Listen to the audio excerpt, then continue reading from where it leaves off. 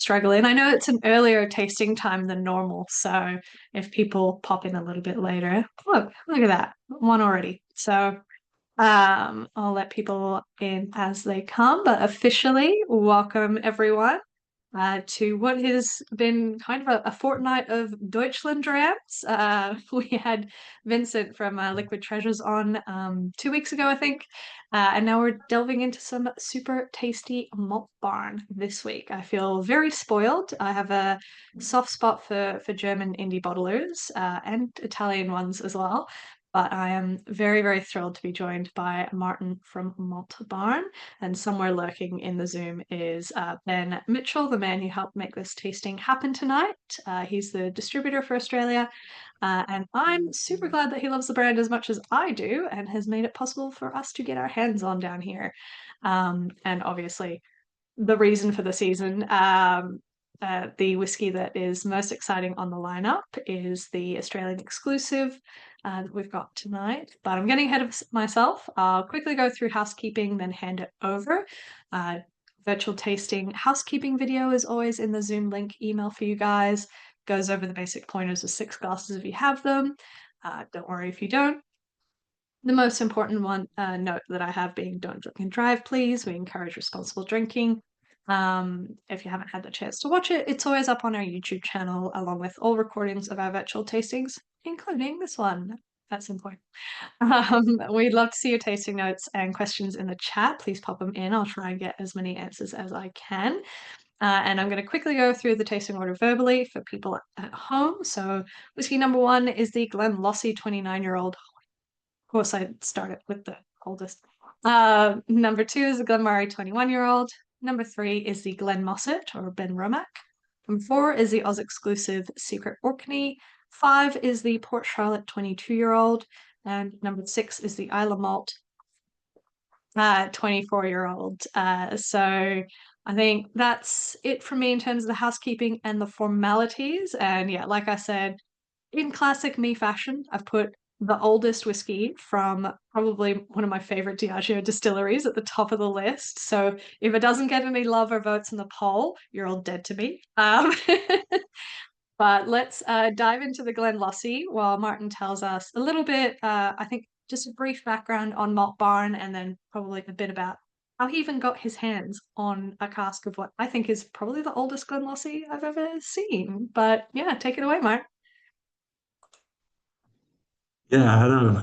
Good evening from Germany, which is good morning from here, really. Or yeah, it's 11 o'clock, so it's okay to start the day with a couple of drams. So yeah, my name is Martin. I'm the man behind Malt Barn. And for those of you who don't know, I'm doing this for 14 years now. And I've had some 270 bottlings, I think. 216 now. And yeah, it started as a hobby. I was a journalist at the time, a financial journalist, and whiskey was my hobby for a couple of years. And then I got fed up with journalism and made whiskey my full time job. And at the same time, my family and I moved to an old farm with a big barn attached to it. So I had the idea to make to bottle whiskey, and I came up with the idea for the name came naturally. So yeah, I started with 2 bottlings in the beginning, and then it added up. I got importers through Europe and later Canada and Ukraine and the US and the like, and Australia finally as well. So thank you very much for having me. And yeah, let's just dive into it, I should say. Yeah, I think like everyone is already the nose on this. Glenlossie is yeah, incredible. Yeah. So for those of you who are hands up in the chat, has anyone is this your first Glenlossie? Anyone? Oh, Glenn? Yeah. Yeah. Travis is shaking his head like, no, no, I've been down this road before. Yeah, it's one of my favorites, but it's not one that you see very often.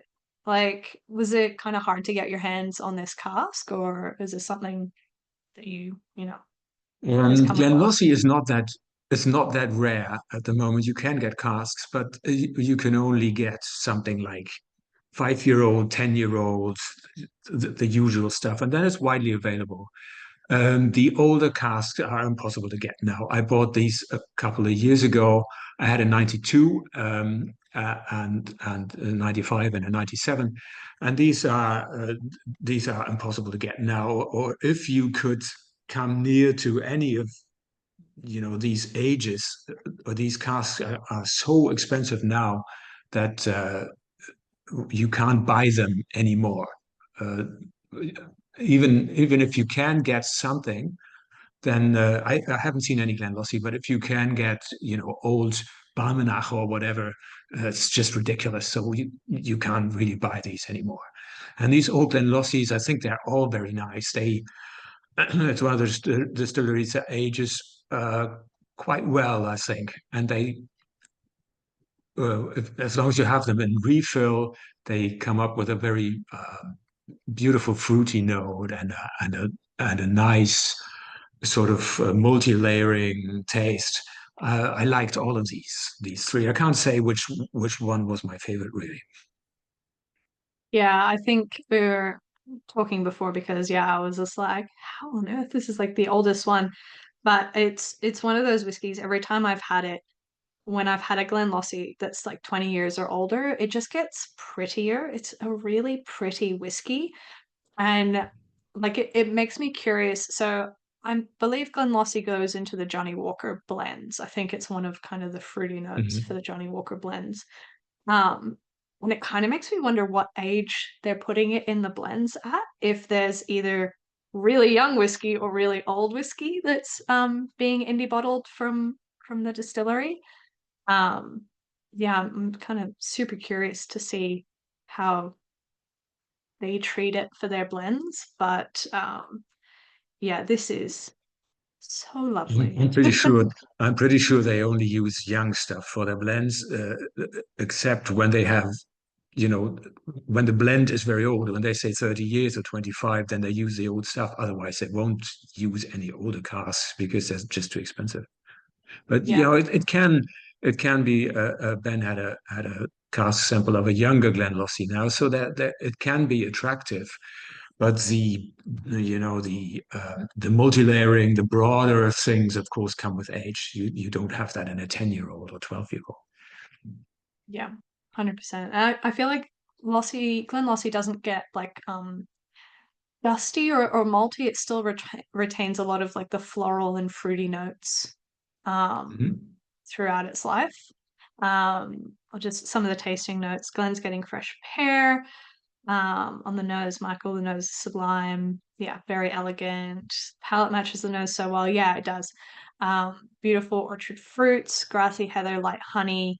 Scott says it's got a nice oiliness. Yeah, definitely like a really clean palette weight, I Mhm. think, to it. Yeah, Patrick lemon sherbet on the nose, bit of pineapple and melon. Yeah, definitely melon. Vito asks, does Glenlossie do sherry or red wine casks as well? But I think I've only seen one sherry cask Glenlossie. Have you kind of seen much in the way of like red wine or sherry cask Glenlossie through that broker market? No, I haven't. I didn't come across a single sherry cask, I think. I can't remember one. And I'm not, I don't pay much attention to wine, really. I try to avoid it whenever I can, or I did in the past, except for two or three Bruichladdich and Port Charlottes, in which I think it went fairly well. But normally I try to avoid it. I like sherry whiskey, but not really wine influences, I think. Yeah, I think it was, and I'm sure Michael could probably check me on this, but I think there was a 12-year-old Glenlossie in a sherry cask, I think it was from Cadenheads or something. This is maybe a year ago now. And I remember being really excited to taste it on the lineup. And then I tasted it, I was like, what the hell has happened? It was so meaty. I was like, where does this come from? What happened? Who are you? Like, it just Okay, that's was a surprising. yeah, it was a totally different personality in a sherry cask. So maybe it is one of those. Maybe it's one of those malts where like for me, Auchentoshan and Jura, like I won't touch them until they've spent a long, long time in cask. And maybe Glenlossie is kind of like that with anything except bourbon. Like I feel like in bourbon it just sings every age. So Okay. maybe, Yeah. I'm not sure. Um, yeah, maybe one day, years from now, we'll come across a sherry cask Glenlossie and we'll all be like, oh. Maybe. Yeah, I'll let you know. Yeah. We might move on to whiskey number two, going from something that is not super seen to probably one of the most commonly indie bottled distilleries out there. I suppose you could say the Glen Moray. Do you really think it's one of the most bottled indie bottlings? I Really? think Okay. it's the Um, Cowlilla of Speyside when it comes okay. to indie bottlings. I feel like it's so like kind of this is obviously anecdotal and not facts based. But I feel like it's very, very common because you see it at all ages. You see it at that 7 or 8 year old, the 10 to 14 year old, the 20 plus year old kind of age ranges.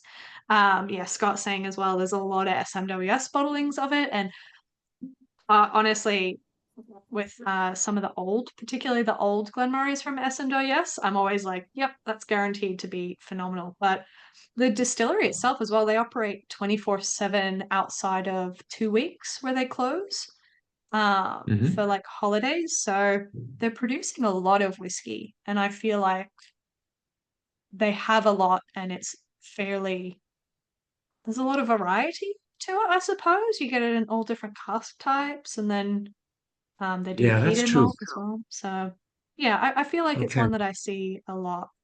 Yeah. Yeah, now that you say it, I can agree. It wasn't on my radar really because I forgot that it's at least over here in Germany, it's a very much of an entry level malt, relatively cheap, not of doesn't have a very good reputation. And in fact, I remember wine cask finishes, and all that. I had this is the second Glenmoray that I have. The first was 2007, some maybe 3 years ago, and I was very surprised when I had this because I thought it was fantastic. And so I received the sample and I said I have to get this cask, which was a couple of years prior to that. But I knew it would be good, and I was very surprised because I didn't have any high expectations. And when I had this, I was surprised again, really, because I think this is just well, it's relatively old, but I think it's very well matured.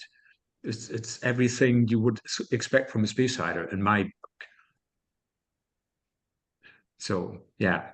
It's probably I still think uh, the reputation is rather weak. It doesn't have a good reputation.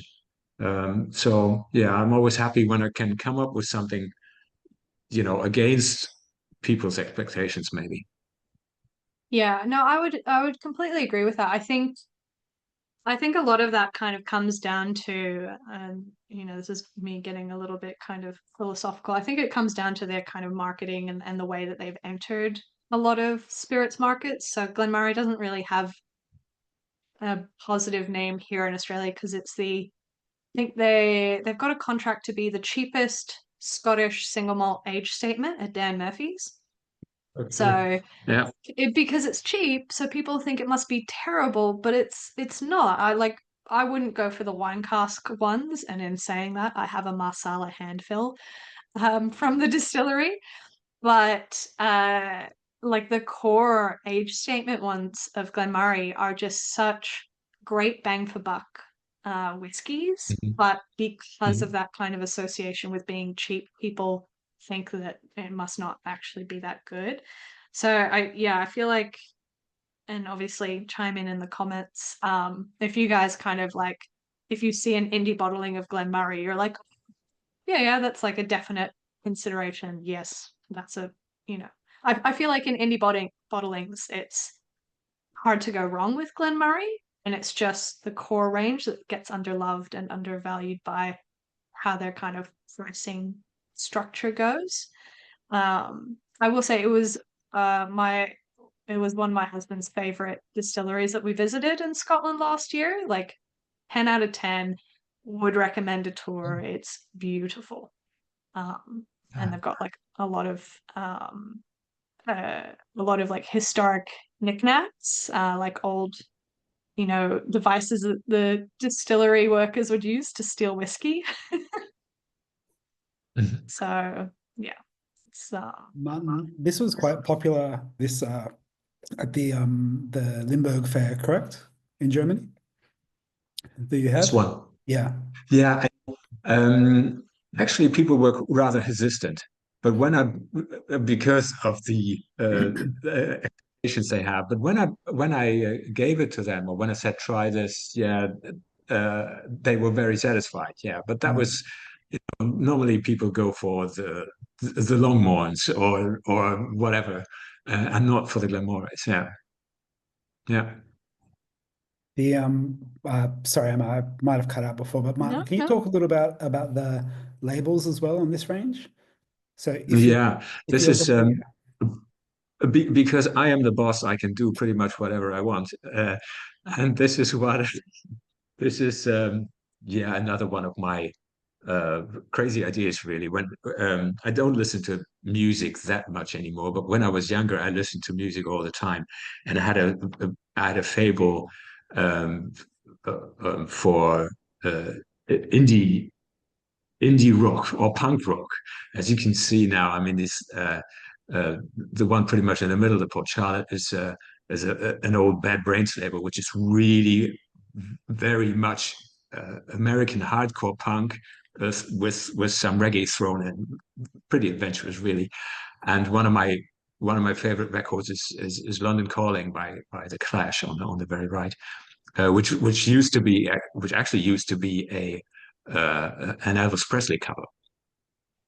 And they mocked it up. And this is another mock up, and it's me in the foreground with the axe, and the photographer in the background, who takes the photo through a, how's it called? Yeah, he had a long cable and clicked to make the photo at the right moment. Yeah, so and the one on the Glen Moray is a mock up of a Pearl Jam label, and the Islay one is of course Fisher's at Red Skies Above Paradise. So that gives you an idea of how old I am, really, if you can tell from the from what you see. And the one next to the Highland Park, to the Orkney, is Jazz Butcher, and a very obscure British or English band, independent guitar band from the 80s.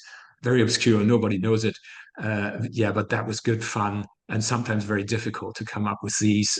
I wanted to make a couple more, but I failed, or my graphics guy failed with some of them, really, because in theory the idea was good, but in practice it was very hard to make it to something that was at least a little exciting to look at, I would say.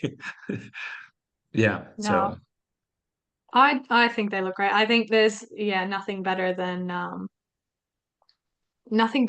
like bringing things that you love into the labels. And no, there's no age shaming here. I was at an audio event the other week, and discussing the fact that my most like treasured vinyl is my Cat Stevens Tea for the Tillerman, which is far beyond the age that I am, yes, but even older. Yeah. it's Okay. good music. It's good Okay. music. Um, Very. but Yeah, so I wanted to go back to the old design, which is like the one on the Orkney label, or pretty much the one with a photo and all that. But yeah, that came in between. I might go back to the older design next year, but who knows what I come up with. I won't do another release this year. Sometimes I do a release on in October. I won't do this year, so I'm going to concentrate on next April. And yeah, who knows what I'm going to come up with as far as labels are concerned. Yeah. No, I love it. Well, I Thank think you. yeah, I think what is it, Patrick? God bless you for punk rock coolness. Yeah, I love it. I Thank think you. this is super cool. We got like a combination of tasting notes and musical opinions in the chat. Yeah. I love it. Sorry, I don't follow this chat regularly because I concentrate on you rather. I probably shouldn't, but I just stumbled over one comment here. Speaking of labels, you have your portrait and previous bottle labels. Yeah, in fact, I do. And it's in here, which is one we don't have. That's the Longmorn of the last series. And in fact, it's another Elvis Presley label originally. But this is a mock-up of a mock-up, really, because a German band called Blumfeld picked this one up and had their photos, their faces instead of only Elvis Presley's faces. And I have my photo here, my face here, with a couple of my best friends. So yeah, That's awesome. things you Do can they do have when bottles you. as well? Sorry. Do your friends have a bottle as well, at least? Yes, they all received a bottle as well. Yeah, yeah, they insisted on. It was that was a very expensive idea for me, really. Oh, I love it. Well, I'm loving the tasting notes for this one, guys. Travis getting chalk and milk bottle lollies. Michael, red apples, nutmeg, cinnamon, light spice. Glenn's getting strawberries and cream on the nose. And I would have said that sounds weird, but I've just been making strawberry jello and strawberry mousse recently, and I kind of get it actually. Yeah. But yeah, Vito's also getting milk bottle candy. Um, yeah, green grapes, candied lemon. Sally, great, and it's a Longmorn. Yeah, why would you tease us with a Longmorn when it's not even on the Sorry, that wasn't tasting? it. It's sold out. That's why. No, Sorry. fair enough. Well, we might move on to whiskey number 3, the Benromach. Back to unusual bottlings. I don't think I've seen a Benromach indie bottling since Gordon MacPhail took over the distillery. It's not common, is it? No, there's only very, very few casks available. In fact, I have had 3 now, and I have stumbled across another set of casks, but I got samples, and those were like it seemed they weren't in a cask, and they were like 7 or 8 years old. So I didn't buy any of these. Um, so yeah, they're very, very scarce. I know that Malt of Scotland, the other German bottler, had one, and there was something else, the Malt Man, maybe. I'm not exactly sure. So yeah, very few casks on the market because they normally use it for themselves only. And if you have it, it goes under the trade name Glen Mosset, so you can't use the name Benromach only as an indie bottler. This is which is a shame that there's not more bottles on the market. I think because I think it's just wonderful. This is one of the whiskeys you can bottle at pretty much any age. Starting with 5 or 6, maybe. Um, of course, the peat helps. That gives more character and flavor right from the beginning. But I think this is pretty much a contrary to the Glenlossie, which just needs time and at least relatively active wood if you decide to bottle it early. And with this you can pretty much do with this Glenmossy, you can pretty much do everything, but it needs a cask. As I said, the ones I had seemed like new make, and then of course it doesn't make no sense. But I really like these Benromachs, these young Benromachs. Very, very has a bit of everything, I think. I also like the sweetness and a little peaty note and that. Very, very good stuff. Yeah, I'm getting like a real mintiness, and thankfully I'm not crazy. Travis was about to say Fisherman's Friend mints and Forest Flora, and yeah, everyone's getting that strong peppermint. I'm getting the Lifesaver candies, little ring ones, because it has Mhm. that sweetness to it, but it is very fresh and minty, and like that peat doesn't come across in any kind of dirty way. It's very much that apothecary peat, I suppose you could call it. Yeah, just like freshness. Super cool. I think it'll be interesting to see if we end up getting more Benromach or Glen Mosset, I suppose, out in the wild, because I know Gordon and MacPhail has is not bottling as much under their IB. I think they've slowed down, I think. I remember reading Yeah, it. they probably only. I mean, it's their distillery, so they bottle. They only have the official bottlings and use Benromach. Mm, That's. I think that might be logical. I think. yeah. I know that they're reducing some of the kind of core range bottlings that they do, like the what is it, the Linkwood 15-year-old and the Linkwood 25. I think they're making less of them because they have less cask or Hmm. something. But yeah, it'll be interesting to see. We don't actually see too much Benromach in Australia, I feel like. We get dribs and drabs, but they're predominantly no age statements as well. So Okay. interesting to see that you're getting like the lower end, I suppose, age statements. Um, which is yeah, interesting. Yeah, Mm. there's what we have here is a 10. I think it's a 10-year old, both as a reduced version and a cask strength, and these are very very good as well because yeah, as I said, you can bottle it at a young age. Yeah. I haven't tried any of the really old aromas, I have to say, and they're probably not.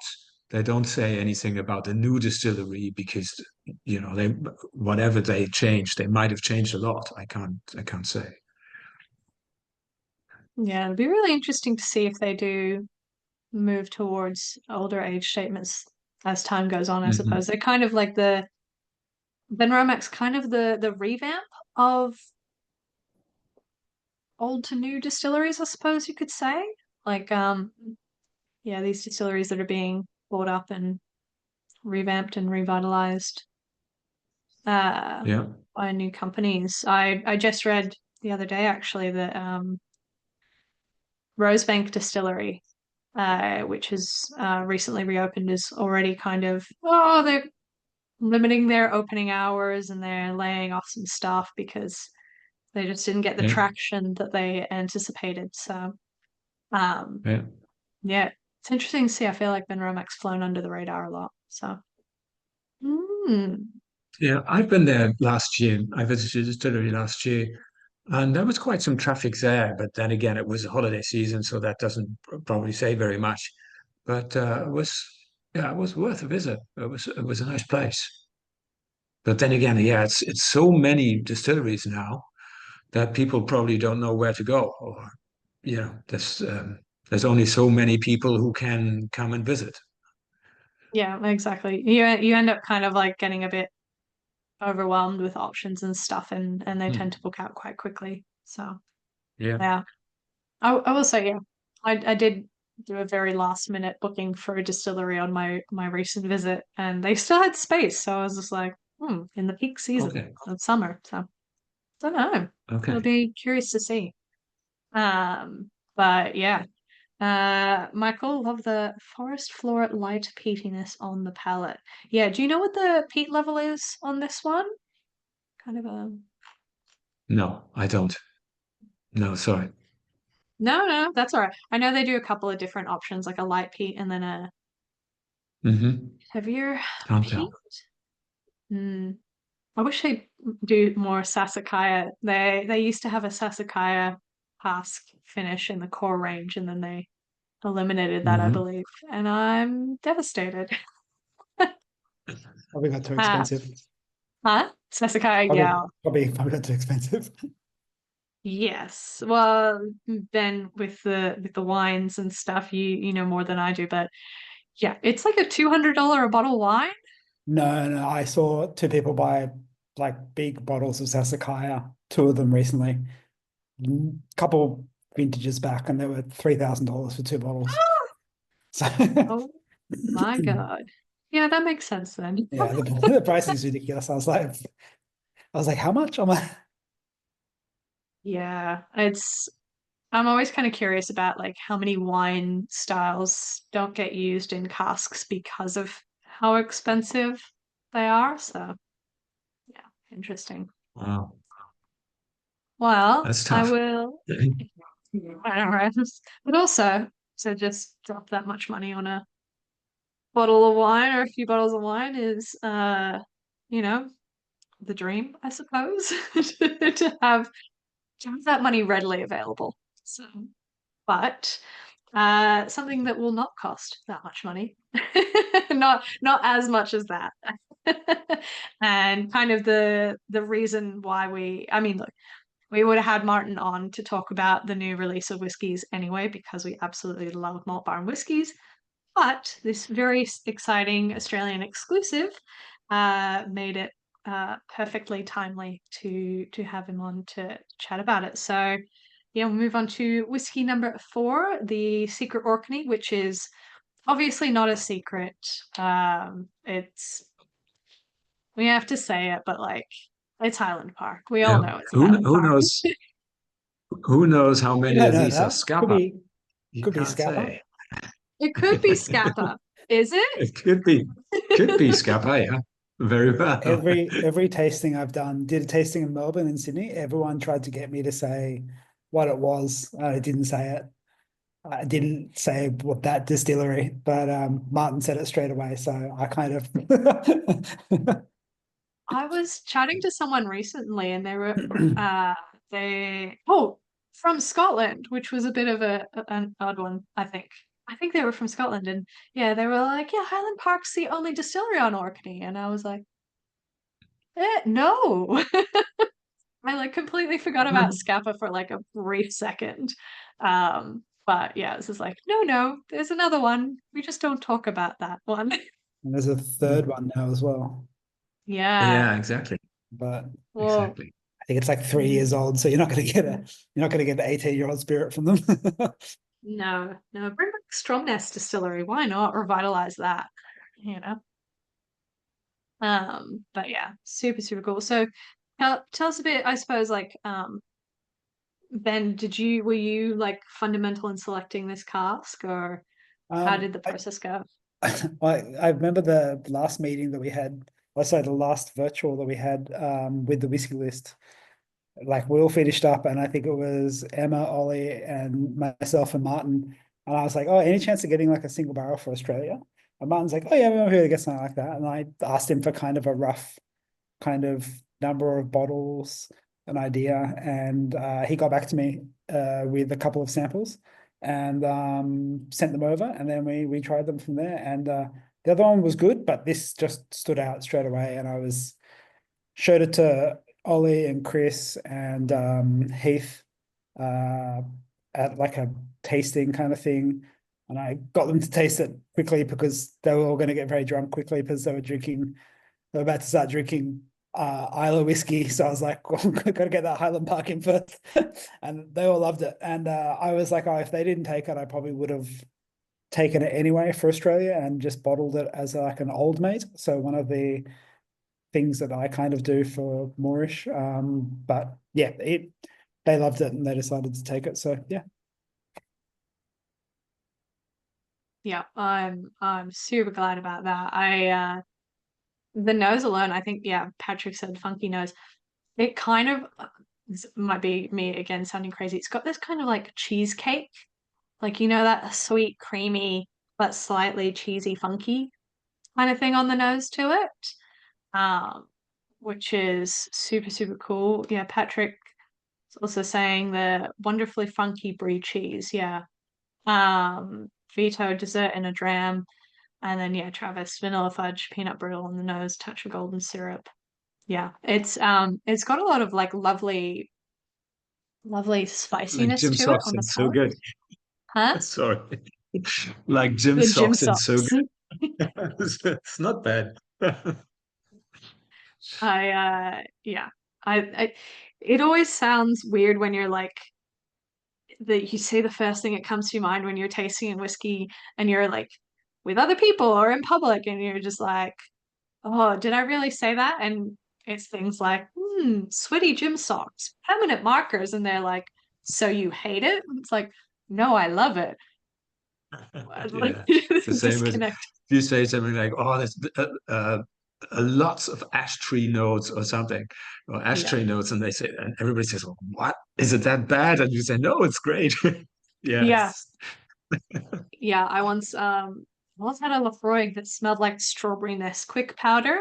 And they were like, what on earth? And I'm like, in milk, just the powder. Like, but Mm, yeah, it's super cool. Yeah, Sally, quite funky and some cheese. I like it's a lot kind of lighter as well than I expect for an 18-year-old. This is fully ex bourbon cask or ex refill cask yes. matured. Yeah. Yeah. Yeah, it's a lot kind of lighter on the casking, I suppose, than I kind of expected. I thought it would have a little bit more malty body to it. Sorry, hiccups. But it's very fresh, like through Yeah. that. I think uh yeah, and yeah, I'm super super surprised and super pleased by it. It's fantastic. Um yeah, apologies if apologies if Ben's internet is a bit glitchy. His neighbor's Okay. house was struck by lightning and the voltage amperage Yeah. blew up his NBN. So uh, I'm assuming it's a mobile phone hotspot Yes. situation for him at the moment. It's dropping in and out. Yeah. Yeah. It's Can isn't I electricity fun? Go can I ahead. jump in, Emma? Yeah, go for it. So for when the sort of following up from Ben's question or I guess explanation of picking it, I've been vocal about this in the past. I don't like current OB Island Park. I was a huge fan early in my whiskey journey, and was it 2012 or something? They changed the recipe, they did something, and ever since then, I would just normal OB Highland Park has just not sat well with my palate, and I've been missing that flavour for so much of my existence since. And I found the classic Highland Park flavours that I love, this spirit forward character, in IB bottlings, and the ones that I think shine the most are the ex bourbon casks. And Martin is a wizard when it comes to ex bourbon casks. So when you get a wizard cask like Martin, who's ex bourbon cask that cask strength with an 18-year-old, Highland Park, it just ticked all the boxes. So sometimes we have to sit and debate a whiskey cask. Do we want it? Do we not love it? Is it commercially viable? Will the Australian consumer enjoy it? We actually just bought this one because we enjoy drinking it. And Okay. generally, if Okay. we enjoy drinking it, I think you guys will also like it because, we've done a few casks in our day. But this one, selfishly, we picked for ourselves first because I really like 18-year-old good old bourbon cask Highland Park and at the cask strength. So it ticked all the boxes. So thank you, Martin, for bringing us and letting us take the entire lot for Australia. It's been a pleasure. Thank you very much. Thank you. Yeah. We Who definitely knows? appreciate it. I mean, Michael's already got his bottle in the back. This is like, yes, all of this. Do you have any bottles left? Do you have any bottles left, or are they all gone? Ah, there. Okay, very good. Yeah, I think yes, Ollie's probably one or two, probably less now after this tasting, but yeah, we've got a few. Perfect. Uh yeah, I completely agree with Ollie. I thought for the longest time I didn't like Highland Park because I came to the brand after 2017, which is when they changed their casking because they were bought by Edrington. So they use more sherry in the core range, which is, I mean, good for them. Like, I think that every whiskey brand changes and evolves and stuff like that. I mean, Talisker did the same thing in 2019, I believe it was. They've changed to have more sherry and less bourbon. but yeah, for me, the full maturation bourbon cask Highland Parks are what I started to fall in love with, and now I can say I do love Highland Park. I just the biggest fan of the core range. Even still, I'm not a massive very Highland Park fan. So, but yeah, it just really, really shines in ex-bourbon, and this is a phenomenal example of it. So, yeah, Yeah. well done. Yeah, I'm glad you like it. Thank you. Yeah, we love it so much. Yeah, I think we've already got people in the chat being like, invoice me for a bottle. But yeah, lovely soft warm finish. Um, Sally doesn't know what Heather Notes is, but you know what Highland Park is, so that's good enough. It's the same. Yeah, I don't think we have heather growing in Australia very much. Yeah, Travis McAllen lovers will hate me for this, but Edrington's stuff up so much. Yeah, I think I can understand that they've got a style direction, but you know, so did, you know, Balenciaga when they made those ugly shoes. Like, you can have a style direction, but it's not always good. So, yeah. Anyway, we might move on to whiskey number 5 for the evening, the Port Charlotte. So I think obviously we're getting more into the peat now, and I feel like Port Charlotte of this age is getting uh harder to find as well. You've really brought us down a trip of some rare stuff that we won't see for a very long time, which is why would you do that? Why would you tease us and torment us? Yeah, this is one of the ones I don't, yeah, I'm pretty proud of, to be honest. I really love this very much because I think it differs a bit from most of the other port challets. This is not as a, it's not a direct hit, or it's not as stony or dirty as the other ones are. I think this is rather clean, and there's lots of stone in it, but I like the cleanliness of it, and that's, I had a 2001 a couple of years ago, and that went into the same direction. That's what I like very much. I think this, yeah, it's a bit like a grown up in comparison to the other younger Port Charlottes, which is probably logical, but I still like it. So yeah, I like this one a lot. It reminds me of there was a Port Charlotte bottling many years ago now by a Japanese brand called Acorn, and they did Acorn, yeah. was it Acorn or was it the Italian guys Hidden Spirits? Might have been Hidden Spirits. It's all very the samey when it's a yellow whiskey with a white label on it. But it was a 13-year-old Port Charlotte, and this is a whiskey and element. And at the time, all of the guys were like, "Oh, it tastes like macadamia farts," and all the women who worked at the bar were like, "It smells like a beautiful brie cheese picnic." And this smells and reminds me exactly of that 13-year-old Port Charlotte. It is sublime. I never thought I'd find a whiskey that tastes or smells anything like it. So, Okay. What this always reminds me of is a 70s Outback. Uh, this one, as well as the 2001 of a couple of years ago. And normally I don't have that with Port Charlotte, or I don't have that with any whiskey for that matter. And probably no one of you has had any 70s Outback, but I like this. I think that's this clean, a leathery note, a sweaty note in there. That reminds me of it. And that's, yeah, I have a favorite for these, which again doesn't sound very attractive if you say it to someone else. I love this sweaty note, but at least with this I do.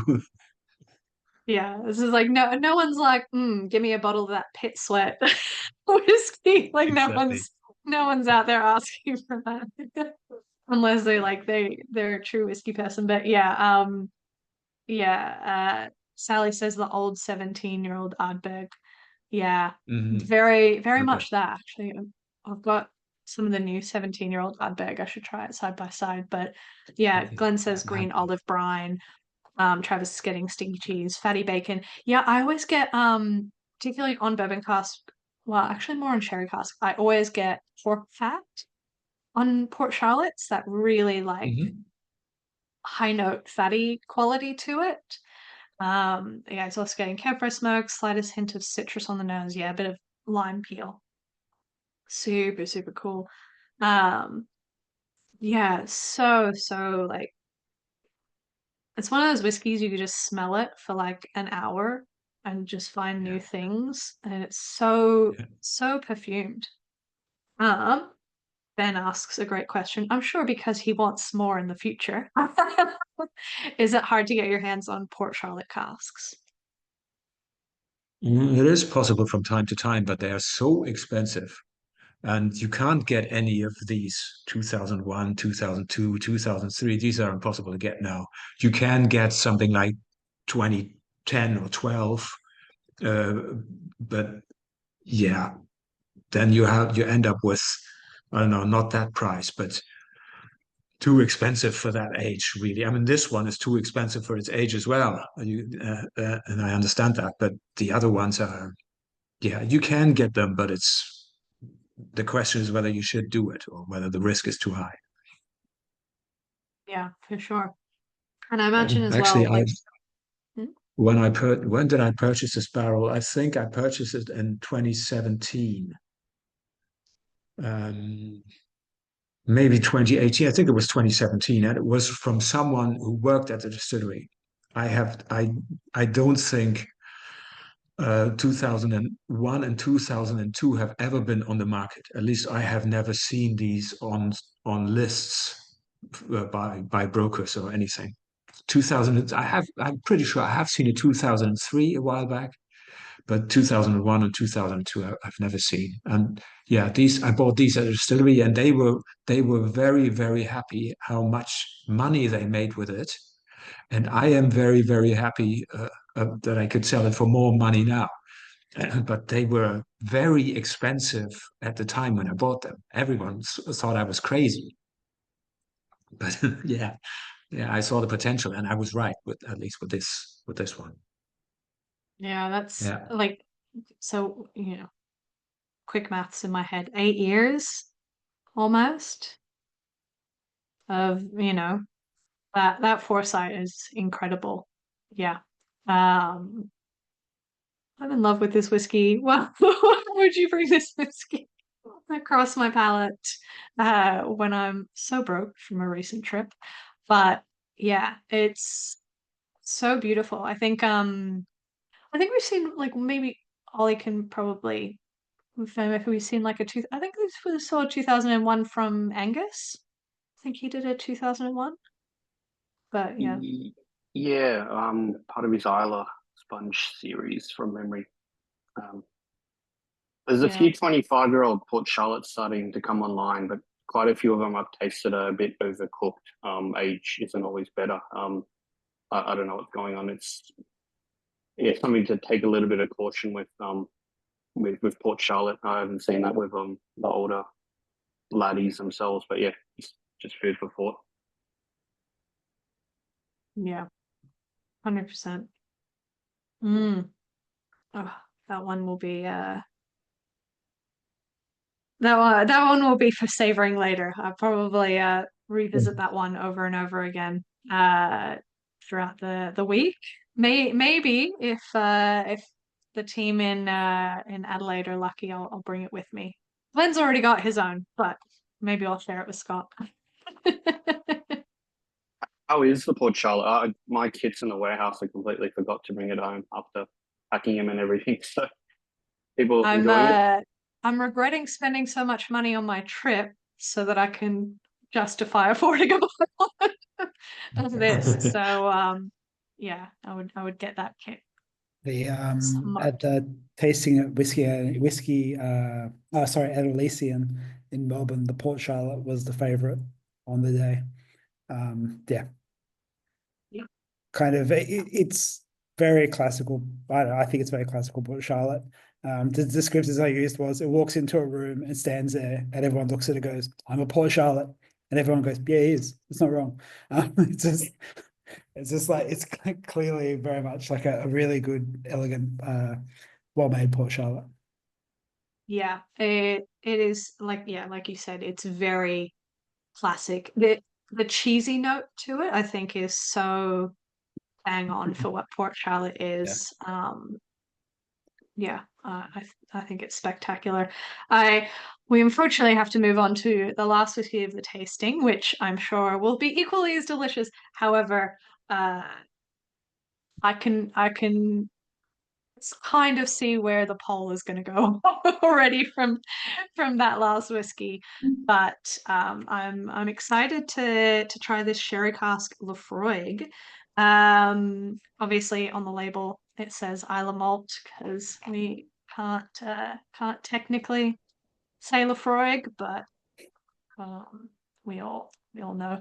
Was this? I know that sometimes for barrels that come through brokers, Martin, it'll say like unknown Isla, and you don't really know if it's Ardbeg or Laphroaig. Is this was definitely a Laphroaig cast that came through? Yeah, in most cases it comes, the real distillery name comes in brackets or something, or it says distilled at this and that, and then you're just not allowed to use the proper name of the distillery. So this was, yeah, most of these are. It's obvious where they come from. Yeah, Mm. this I was feel like you, I think this was the first Laphroaig that I ever had. I'm not that much into Laphroaig. I I always like Corlila. That's an easy pick, and it's easily available on the market. I have to say, Laphroaig is always a bit complicated. Like a Volin is unfortunately is not really on the market either. So yeah, but I'm not that much into Laphroaig really, but I like this one. I think this is a great mixture of cask and peat and some yeah some how can I say it? Some farmy notes and that. It does what it's there for, maybe. yeah, I think Laphroaig performs really, really well in a sherry cask, and like I'm with you. I tend to lean towards the other Islay distilleries. Mhm. Because you've bottled a lot of the others. I still think about that 14-year-old Ardbeg, the Southern A from, I think, was that the Yeah. last or the yeah, or I think the first ones that Ben brought in. Um, uh, Hmm. Yeah. yeah. So Suddenly was the Yeah, first. probably. Okay. There was two Okay. Carolinas. yeah. Mm. Yeah, I definitely feel like I know quite a few people in the chat know Laphroaig is not my first choice of peaty whiskey. It's definitely not my favorite, but yeah, you're right. This has like a lot of lovely farm yard tones and notes to it.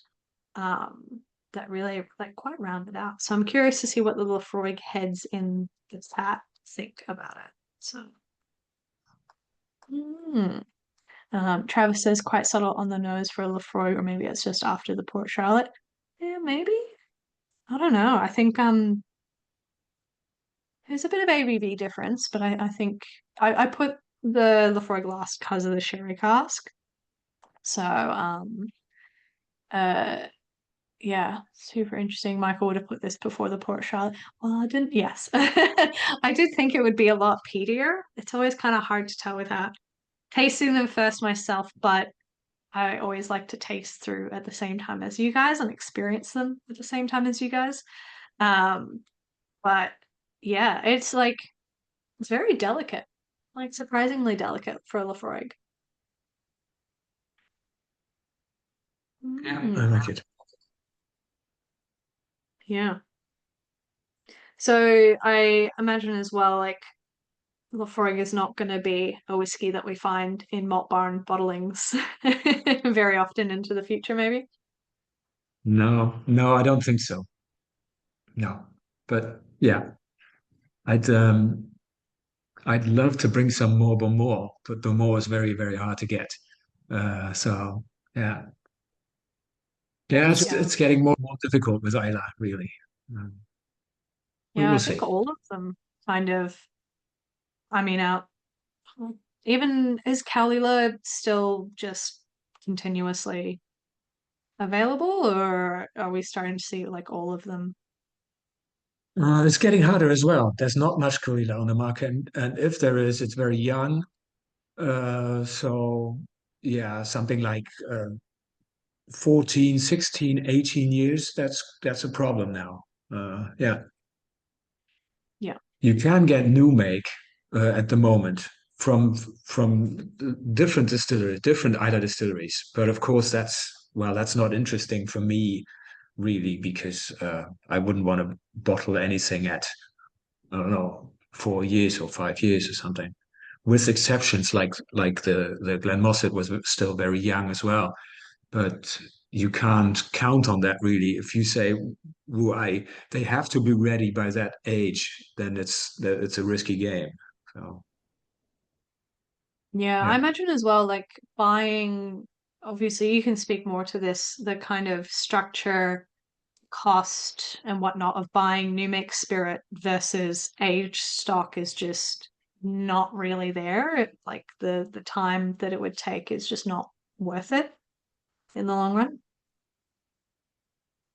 well, the main point what keeps me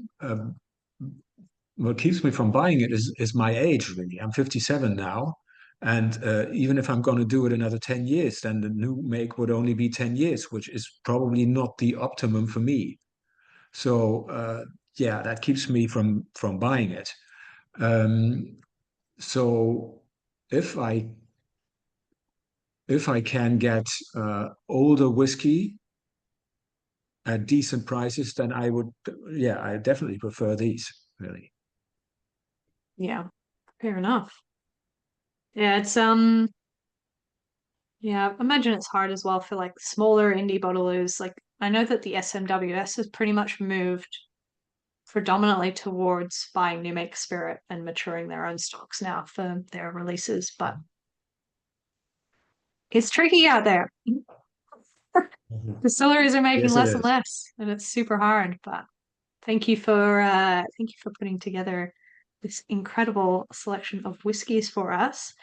Now, I am most curious to see how this poll result comes out. So I will Oh. quickly launch the poll.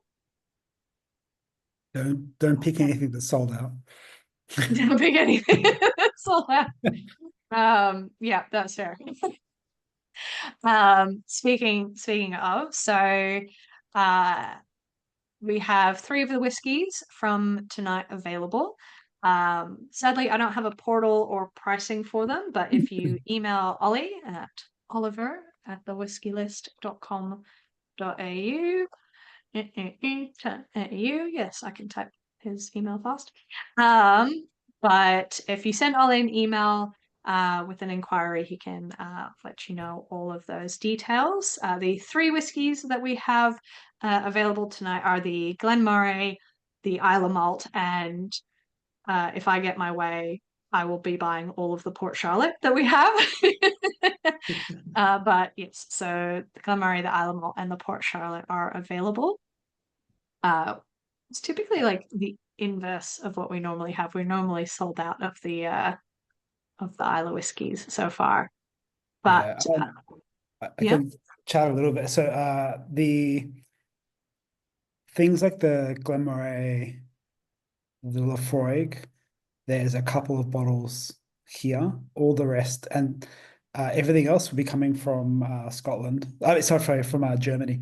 So if you would like, you can order stuff, but the things might. There's more stuff coming from Malt Barn to Australia in a bit. But if you would like to order any of those bottles through the whiskey list, they might be coming a bit later. all Yeah, right. there's a few other ones that are there that Ollie will put out as well that aren't on the list. There's a Braze of Glenlivet, which is very similar to the kind of that style of the Glenlossie, a really elegant bourbon cask, which is also in Germany. So Ollie will have lists, but yeah, there's more bottles that weren't on tonight. So unfortunately, stuff sold out very quickly here. So yeah. It's a good problem to have. And I think as well, even on that list, there's an Armagnac, which sounds sublime and very interesting for people who are spirit curious, I suppose you could call the town. But yeah, as Ben said, they are there's some bottlings that will be on a ship or a plane or a train or some mode of transport on their way to Australia, if you are interested in them. But I think that is everybody who has voted, and this is wild. I have to end the poll. Drum roll here. This is probably one of the most interesting results we've had on a poll. So the winner was the Glenlossie, which I can tell you, whiskey number one almost never ever gets any love, but that Glenlossie was so pretty, so delicate. Coming up second is the Port Charlotte, which I really like. Thought was like, I don't know. It's such like love between the last three whiskeys really kind of evened it all out. But yeah, second is the Port Charlotte. Third is the Secret Orkney Oz exclusive.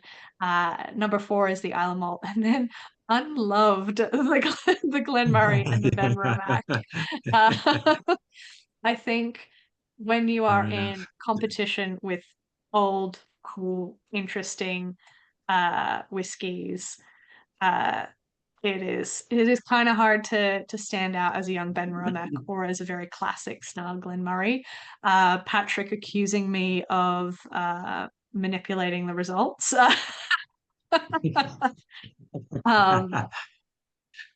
I mean, it was a good Glenlossie though, right? It was a really good Glenlossie.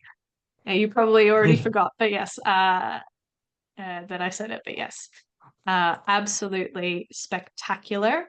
And I think officially that is it from us. Thank you so much to Martin for joining us, for spending your morning, afternoon-ish with us. I'm sure you've got a lovely lunch prepared now that you're full of whiskey. Yeah, exactly. So thank you very much. Thank you. Thank you. And thank you, Ben, as well, obviously lurking in the chat for helping to make this possible. But yeah, thank you so much, everyone, for joining us. I'm sure we'll have another Malt Barn tasting happening soon. But I will catch you guys at the next one. Take care.